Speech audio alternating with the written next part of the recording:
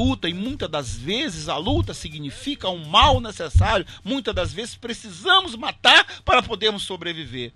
Muitas das vezes precisamos destruir para poder construir. Muitas das vezes precisamos chorar copiosamente para podermos sorrir. E os voduns, eles simbolizam isso, essa luta de classe, essa luta de governantes, essa luta de povos. Então, os voduns, os ancestrais voduns, interagiram para que esses negros, parte desses negros, aliás, ele pegou um pouquinho de cada um, os angolas, os jejos, os fantiachanti, os iorubás, os nagôs, e juntaram todos dentro do bojo de um grupo tido como negros vendidos e capturados para servirem de mão de obra gratuita, claro, porque se alguém pagou algum dinheiro, mas aquele dinheiro não foi dado para os negros, para as suas famílias, eles foram retirados dos seus lares, das suas mulheres, dos seus filhos, dos seus amores, dos seus maridos, das suas mulheres, dos seus amantes, foram tirados a forças, acorrentados e jogados no porão dos navios, dos chamados tumbeiros. Quantos não resistiram àquela travessia e tiveram seus corpos jogados ao mar para repasto dos tubarões? Isso eram os voduns interagindo. Era necessário, era o começo de uma segunda etapa de uma história. Então, aí está o princípio do bem e do mal do vodum. Foi quando conseguiu juntar esses negros no bojo. Então não havia como entrar em guerra ali, porque eram todos companheiros de adversidade, de tristeza, de dor. O momento não era para se digladiarem por conta de filosofias tribais. O momento era de se solidarizarem, de ficar solidário com o seu irmão. Muitas das vezes falando um dialeto que nem mesmo o outro entendia. Então aí surgiu hoje dentro do candomblé esse conceito de nação. Nação Angola, nação Jeje, Fantiachanti, Tambor de Mina, o Jeje Nagô. Foi os voduns interagindo para que esse povo até então antagônico com seus próprios irmãos passasse a se unir. Então foi aqui no Brasil, o Brasil foi que eles deram um exemplo de união. O Brasil foi o país que deu à África o exemplo de união. A pacificação da África começou a partir desse exemplo. Embora eles tenham vindo para cá na condição análoga de escravos, em escravos foram transformados, sofreram, foram vilipendiados, né? Mas deixaram uma herança cultural, mas uma herança também de muita dor, de muita perda, de muito sacrifício. Foram os voduns sofreram. Os voduns, né, é um misto daquele açoite, aquele chicote que açoitava os escravos. Ali estava a mão do vodum. Ali estava a mão do vodum, porque aquilo estava acontecendo pelo beneplácito, pela permissão dos voduns. Era o chamado mal necessário. Aquele povo, nossos ancestrais, de qual nós descendemos, precisavam passar por aquela expiação, precisavam passar por aquele drama, precisavam passar por aquele sofrimento, por aquela desgraça. Eram os voduns interagindo. O branco colonizador, ele não agia pura e simplesmente, ele foi motivado. O vodum criou uma situação para trazer o seu povo. Moisés um dia não juntou o seu povo e fugiu do Egito para a terra prometida. Foi a mesma coisa. Os voduns trouxeram aqueles negros que viviam se digladiando, se antagonizando, e trouxe para o Brasil. E o que nós temos hoje no Brasil? Nós temos um povo unido. Nós temos um Brasil, nós temos uma nação cabocla, mestiça, onde nós nos chamamos de irmãos, né? Eu chamo o meu irmão de Angola, eu chamo o meu irmão de Jeje, de Umbanda. É meu irmão. Nossos irmãos. Então vocês imaginam a luta que não tiveram os voduns para que hoje eu pudesse estar aqui ante esse microfone, falando isso para vocês, para milhares de pessoas no Rio de Janeiro, no Brasil e no mundo. É a luta, é isso, essa é a preleção que nós estamos aqui dissecando com vocês. Fala sobre disso, sobre essa magia positiva e negativa dos voduns.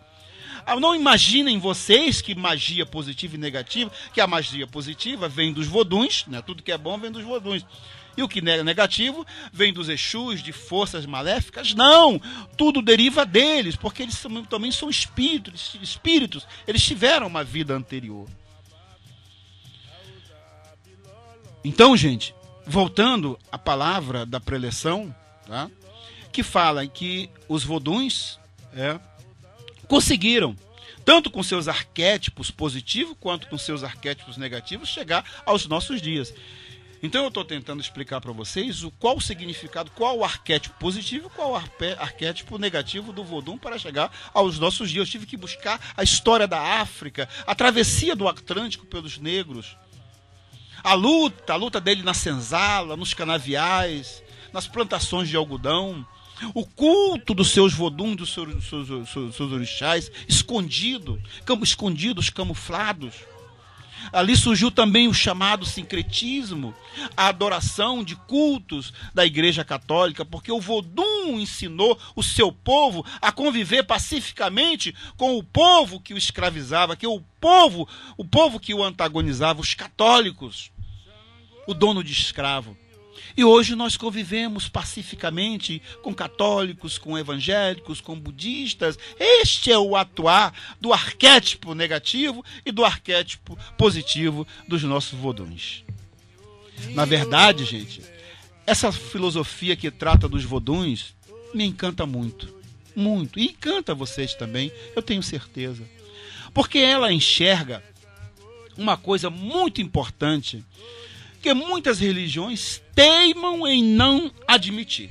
Isto é um fato. Ou seja, que os orixás superiores nunca encarnaram. E são eles os que comandam a hierarquia, ordenando os orixás menores, que trabalham através dos médiuns, não é verdade? E que são dezenas de voduns que hoje são conhecidos nos candomblés da Bahia, do Brasil afora, e que teriam sido importados, entre aspas, né, desta cultura, anotem bem, observem bem, desta cultura hebraico-sumeriana. Vocês observem que a cultura do orixá, do Vodun, ela não deriva de África, ela vem de muito mais longe, dos hebreus, dos sumérios. Por exemplo, Sapatá, Nanamburucu, Aguê, Aziri, Abotô, Neossum, Ajagunã, Ajagum, Lebá, Bara, Obará, Tobosse, Fá, Nicassé, Ododuá, Zomadono, Davices, Euá, Olocum, Oxumaré e Dan, são apenas alguns nomes de centenas de voduns que hoje habitam o Brasil e interferem na política, na genética e no futuro do nosso país.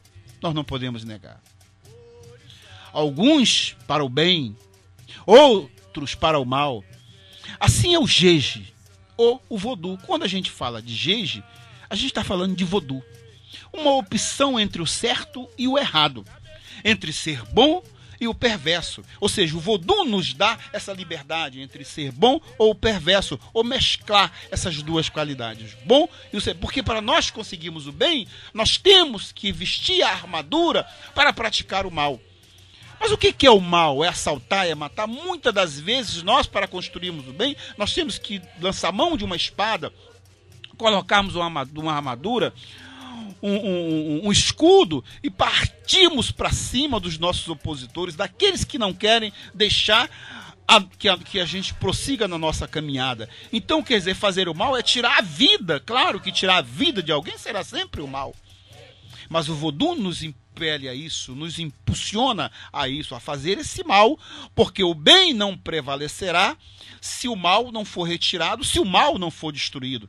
Quando alguém chega na nossa casa, combalido, sofrido, derrotado, nós estamos ali, feitos de orixá, ensaboados, adochados, enfim, preparados para ajudar o povo.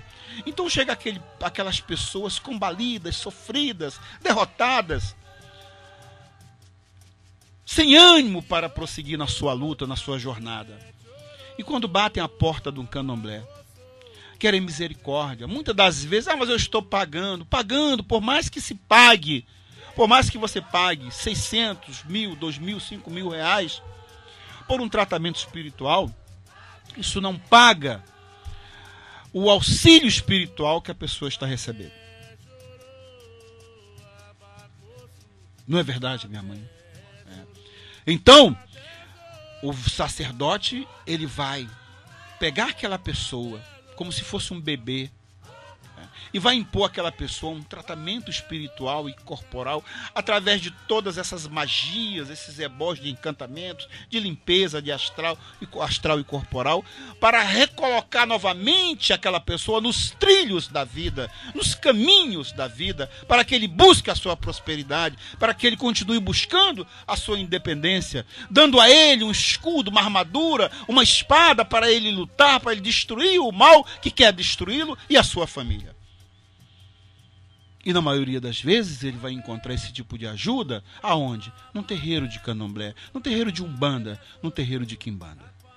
Porque o vodum ancestral está ali interagindo para que isto aconteça. Porque os voduns fizeram de nós sacerdotes e sacerdotisas, não para ficar tocando tambor lá para aquelas pessoas, por seu fulano que tem o orelhão, nada. O vodum, ele quer que abramos as nossas portas e toquemos os nossos tambores para o povo sofrido, com fome, miserável que aí está.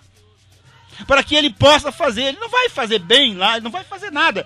O seu fulano lá já tem sua casa de santo, já tem o seu adoço necessário, aquele ali já está servido. Ele quer servir agora aquele povo que está, o povo de Cristo, que está espalhado pela terra, faminto, miserável, no desemprego, na fome, na desgraça, no crime. Então esse é o objetivo do vodum. Ele já salvou o seu povo, o povo que somos nós. Nós, candomblecistas, já fomos salvos. O vodum nos entregou o seu postulado, a sua religião, os seus dogmas a todos nós hoje, no século XXI, de mãos beijadas. Mas não é para eu pegar o meu ojubó, o meu fetiche, deixar guardadinho lá e ficar só fazendo ossé e dando minhas obrigações bonitas. Só para mim, não. Ao longo da história dos voduns, eles nos dão uma demonstração de desprendimento, de altruísmo, nos ensinando que nós, zeladores e zeladoras, sacerdotes e sacerdotisas, nós temos que dar esse exemplo de altruísmo, de solidariedade. Porque o objetivo do vodum ancestral é justamente isso, é atingir esse povo ao qual me referi, o povo que vive na desgraça. Então uma casa de santo é isso, é um hospital, é uma escola, né? É uma família. Então daqui, por isso eu estou fazendo essa preleção sobre o vodum ancestre, a ancestralidade do vodum. Então daí nós temos essa opção entre o certo e o errado, entre ser bom ou perverso, entre ter o poder político ou financeiro e distribuir pelo povo, ou usar isto tudo a mascarar o povo. O vodum também nos dá essa característica de dividir o que nós tivermos com o povo, e como também, já que nós somos uma mescla de poder do bem e do mal, temos também o livre-arbítrio de usar todos os nossos conhecimentos para massacrar o povo, para escravizar o povo. Mas é preciso não esquecer, meus caríssimos e minhas caríssimas ouvintes, meus caríssimos e meus caríssimos irmãos e irmãs, é preciso não se esquecer que o vodum veio do povo, para o povo e pelo povo. É bonito isso, né? Está lá na nossa Constituição. Democracia está lá na nossa Constituição. Diz assim, acho que é o artigo 1º da Constituição que diz assim: democracia é o governo feito